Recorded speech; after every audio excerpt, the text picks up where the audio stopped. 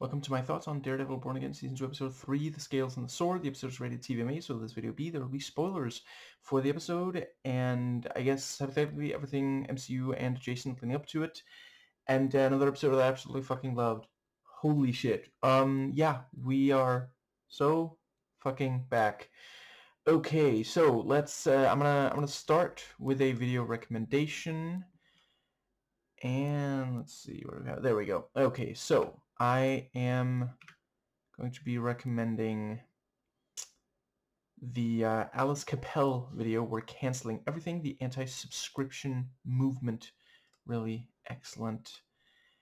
And I think, let's see,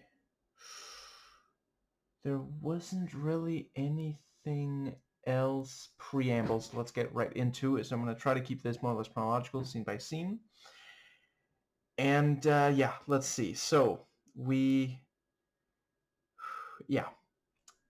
I really appreciated the discussion about, how close are they going to go to Punisher's tactics, and the discussion about, they can't help but consider it, but deep down, they don't, like, they know it won't bring Foggy back, and, they are scared that this would erode what's left of the justice system, and that is a really compelling place for them to be this early, because there are a bunch of episodes to go. So this is the kind of thing that I don't know. This is Disney, so I'm not ruling out that they are gonna, just that it's just their way of. I mean, okay, fair enough. If it enables them to deliver these more like, kind of really overt criticisms of the Trump regime, then I can live with that little bit of, and hey, I do not think that violence is, anything other than an absolute last resort. I do think, we do have to win non-violently, politically, even as the rise of fascism isn't making that more difficult, I don't know. It just, considering Disney, I'm a little worried that it's them kind of going like, let's not go, too overboard. But at the same time, they are also, it is a vigilante show, so it's not as though they're saying that absolutely no, like these are, protagonists who are working outside the law in order to seek justice. So, and but yeah, I think that pretty much covers that scene. I don't think that is the first scene though. Okay, I'm gonna have to, let's see. So let's go past the recap. Oh wait, no, yeah, that's right. The very first thing is questioning the agent. So I think, and you're free to disagree with me, I think they just barely stayed on the right, because, like, so the scene tries to balance the MCU style humor, this thing of like, you're lying, you're a liar, you're a lying liar who lies, I can tell it. So he's telling the truth. Like, that's a very MCU joke, but they are also like, there is grit and commentary to the scene. It's not just a joke machine.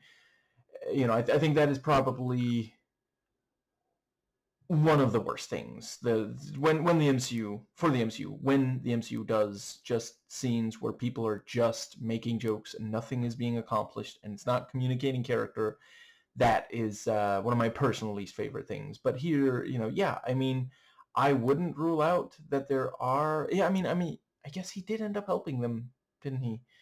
But I guess the question is if he was planted, because Fisk didn't seem like, when he finds out, oh yeah, we still have the cargo and the people are still on the ship, he just says, okay, yeah, well, you know what to do. And I don't know. I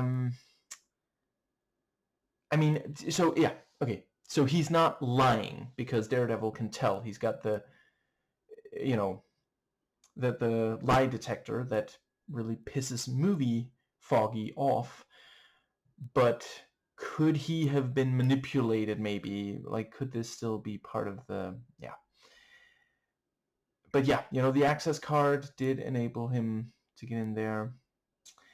And then we have Heather still struggling with her health.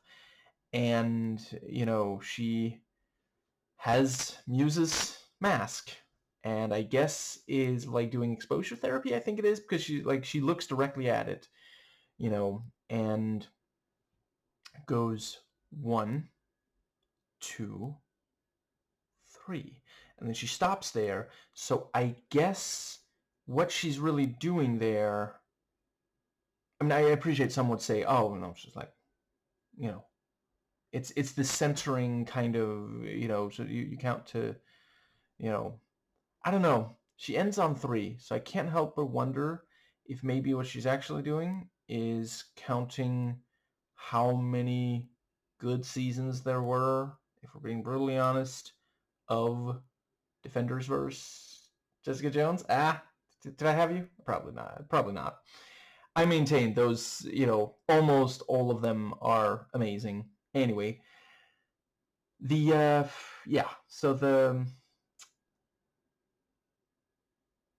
it ultimately didn't really go anywhere in this episode, but I feel like they are setting up for later. And let's see. Yeah, her talking to Kirsten. Jesus Christ, she comes off as a zealot. And I really appreciate Kirsten getting increasingly,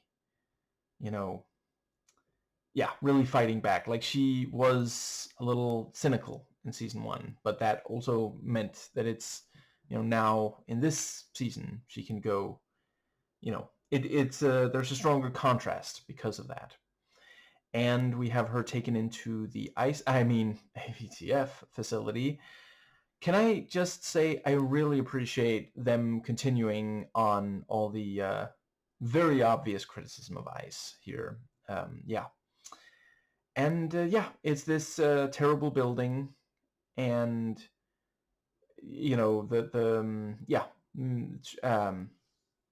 minimal access to attorney, and really skirting the boundaries and such. Yeah, just really, very, very accurate.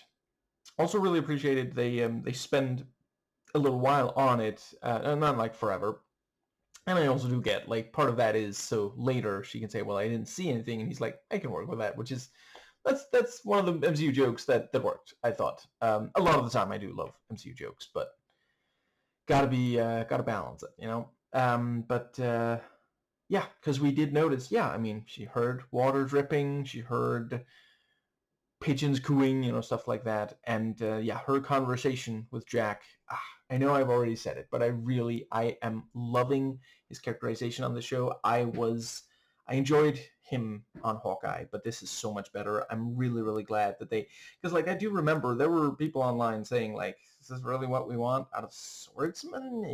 And there's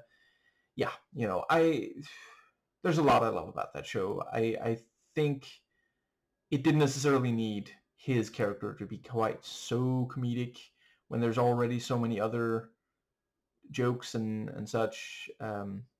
I don't know. I can't really hate the malapropisms. I find those probably funnier than I should. But yeah, the discussion about how it's a show trial and a sham trial and other SH words, shit show trial. Anyway, and the camera going through, and then we see all these cages with people clamoring to be let free. Really nicely done. That's when we get the discussion about Punisher. And yeah, the thing about the governor, very, very clever getting the details about Red Hook into the governor's hands. And so by the end of this episode, that has not really been resolved, but I guess the explosion might make it more difficult, because now there's going to have to be like a criminal investigation, and obviously, the Trumpy Fisk Trisk, as I call him, is gonna have that. He's gonna be like, oh, turns out it was exactly what I wanted it to be, and that's gonna slow down the slowing down of Red Hook. So yeah, that's genuinely clever, because like he can throw back in the governor's face like, you're interfering with a criminal investigation. This is terrorism. The act, not the interfering. And I don't know. I gotta say, I'm I guess not charmed by and I'm still struggling to remember all these names, but the Gandolfini character. But I don't know. I can kind of understand the appeal, and yeah, I did really like him saying, "I just got you to eat street meat. What the fuck do you think's in there?" This. I don't know. I wonder if Buck took a bite just to get him to shut the fuck up about all the gross things that he's worried would happen at the dinner. Maybe. But I did the thing where he's like, "Oh, you were SAS, right?" And he's like, "So you're like high as a fucking kite, right?" Like, I don't think I've ever been face to face with an ex-military person who would, under any circumstances, use their training against me. But I'd like to think that if I ever were, I wouldn't be like, "Oh yeah, dude, you were totally..." It's Jesus fucking Christ. I guess he's lucky that he just got Christopher Lead. That's all. That could have gone significantly worse. I guess because Fisk likes the Gandolfini character, but yeah. Let's see. Yeah, and we have another. So yeah. Okay, so I guess in universe the character is Mayor Kingpin. Yeah, we know it's BB under that mask, which apparently Fisk really hates. I did also really like the thing about, like, it's kind of an honor, being roasted like that, and I do think that is maybe like New Yorkers' perspective on that versus like this Brit who has military experience. I think there's a cultural thing there that's yeah. And the so yeah, I guess that's just very, very briefly. I'll note, I only spent like half an hour in New York. I was just going for, landed there, was going to somewhere else, just needed, there was a little bit of time to find the bus to the next place and then wait for that bus, and that was it. Barely encountered anyone. There was a roasting in that tiny window of time. So that is definitely yeah. Let's see. So that but yeah. So last time I called him Wishin Fish. I think this time I'm going to call him Wilson Foe. And yeah, really, really great stuff. Again, pointing out, and yeah, talking about like, oh, okay, so we're going to lock you up, lock innocent people up, throw in what was it, a windowless room or something like that, and yeah, really effective. Now that we know that BB is,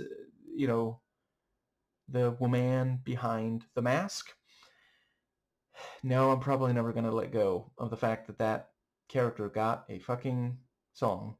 Anyway, like officially, like they put it in, like I want to say it's the end credits of that movie. Anyway, the yeah, that thing about how, oh, BB, your uncle would be ashamed of you. Is that her throwing people off the scent? Because like, would she really say that about herself? Or is that like Freudian? Like maybe, I mean, we already know that this is in part her like trying to, make up for the, that's that she said as much to the police chief, I think it was. So the trial itself was also very nicely done. Didn't need them to go full Guy Ritchie with the pill popping judge like that. That felt a tiny bit. I get it. I get that you want to emphasize, which also I wasn't sure. I guess the idea is that she's feeling like shit overdoing this. I don't know. Yeah. I think they needed to tone it down just teeny bit. That's all.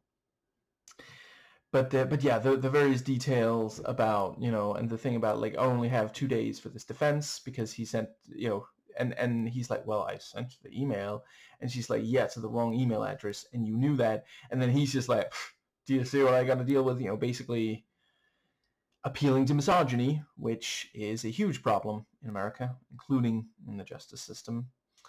And yeah, of course, there wasn't really much of a chance. Kirsten really fights as much as she at all can, but yeah.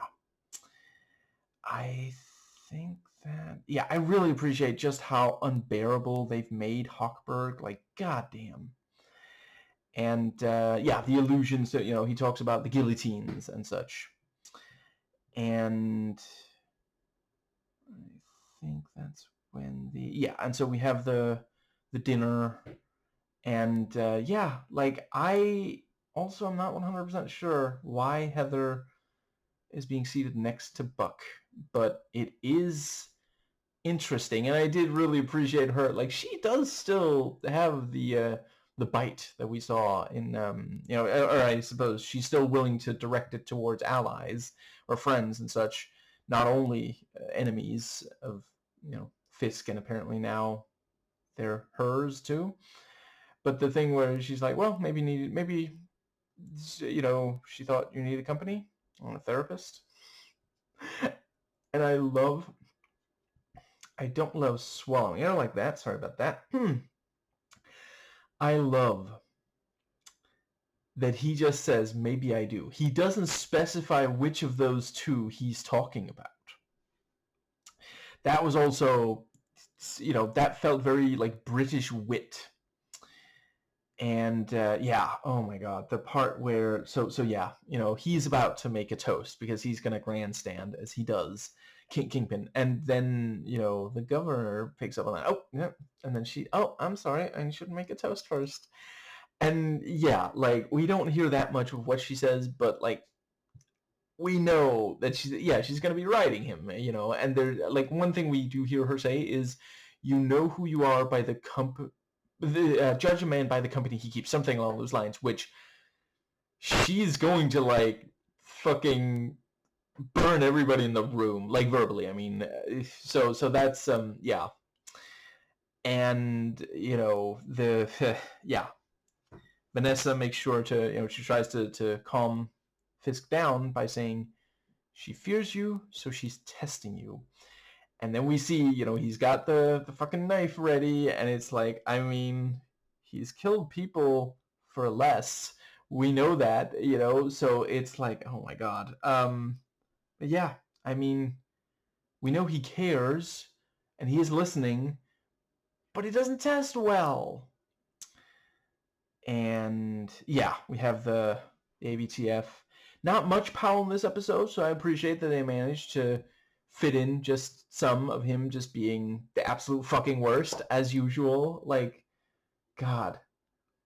Part of me really wants to watch that actor who plays Powell in other stuff, maybe especially something, if there's something where he plays just the fucking nicest guy, like Father of the Year or something, just, I want that contrast, because he really, oh my God, he is such, there's so many great villains on this. Like, that is something, honestly, in my opinion, I suppose not 100% universally, but live action Daredevil across the different, like, even the movie, really strong villain presence.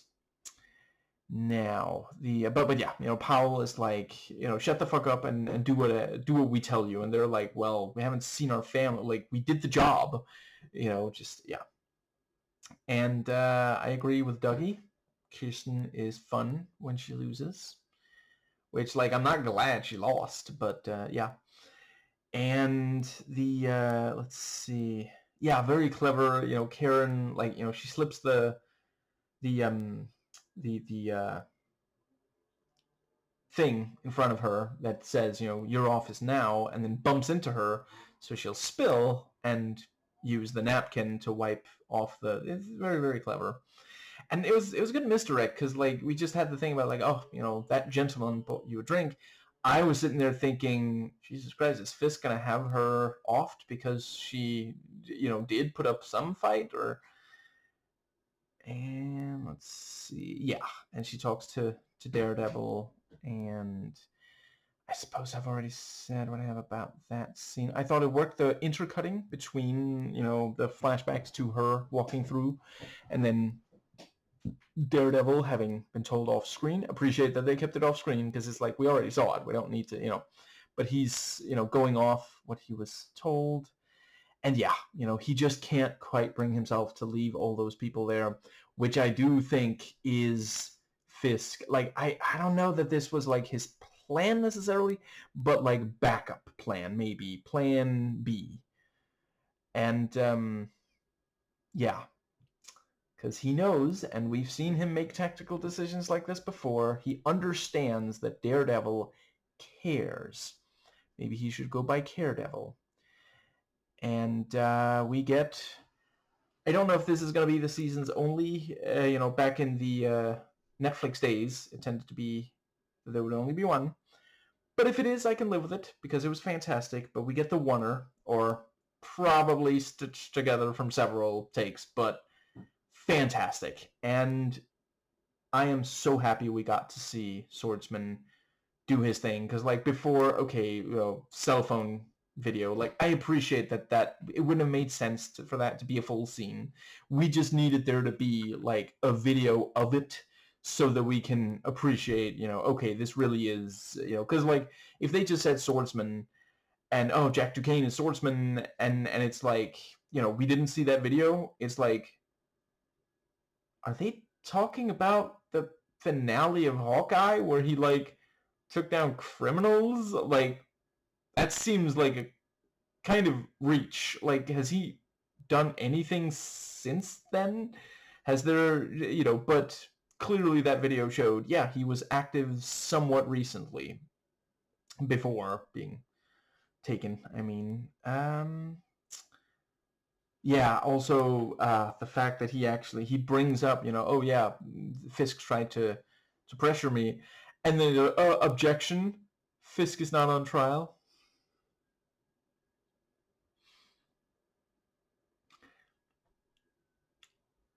Fucking lawyers, man. Seriously. Okay, so yeah, he's not on trial. This is kind of fucking relevant, don't you think? Like, Jesus Christ.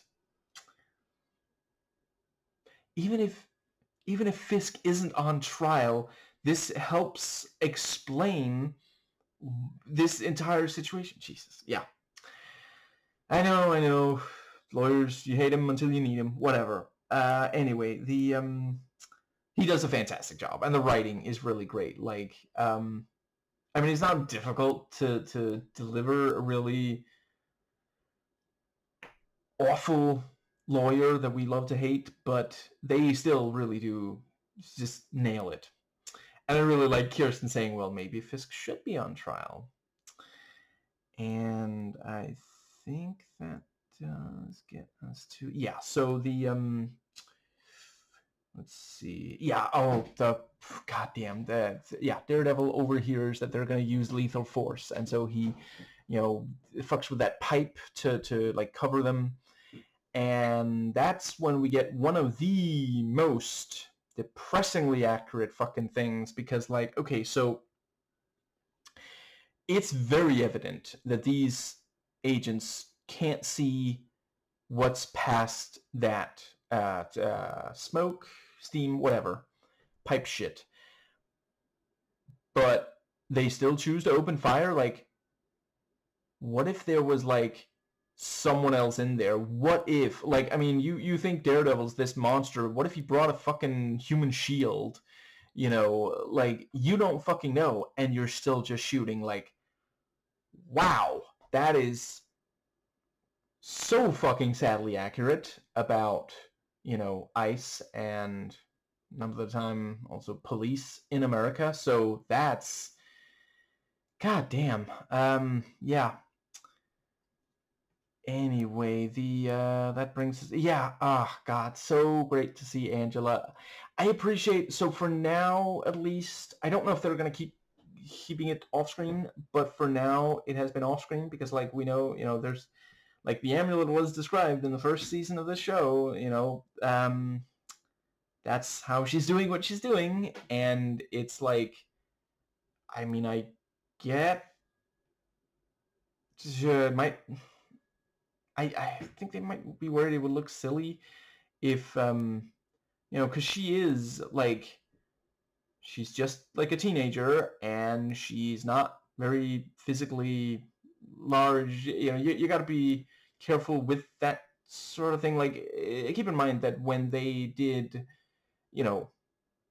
both when they did the shows for Ms. Marvel and Hawkeye, Kate Bishop, I mean, they were careful to, yeah, Ms. Marvel would sometimes, not get things exactly right. There could be a little bit of,